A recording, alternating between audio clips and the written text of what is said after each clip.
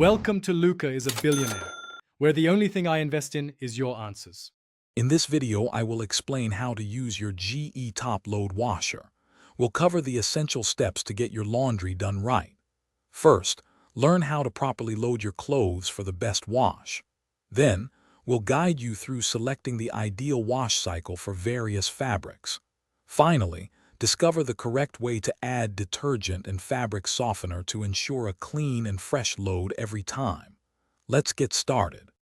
To achieve the best wash results, proper loading is key. Avoid overfilling your washer, as this prevents clothes from circulating and getting thoroughly clean. Always choose the right water temperature. Cold water saves energy and protects colors, while hot water is great for whites and heavily soiled items. Also, don't forget to use special features like deep fill or extra rinse when your laundry needs a little extra care. These steps ensure a superior clean. Keeping your GE top-load washer in top condition is simpler than you think. Regularly clean the detergent dispenser to prevent any sticky residue from accumulating. It's also a good practice to run a tub clean cycle once a month. This helps remove any lingering odors and keeps your washer fresh. After each use, remember to leave the lid open for a while.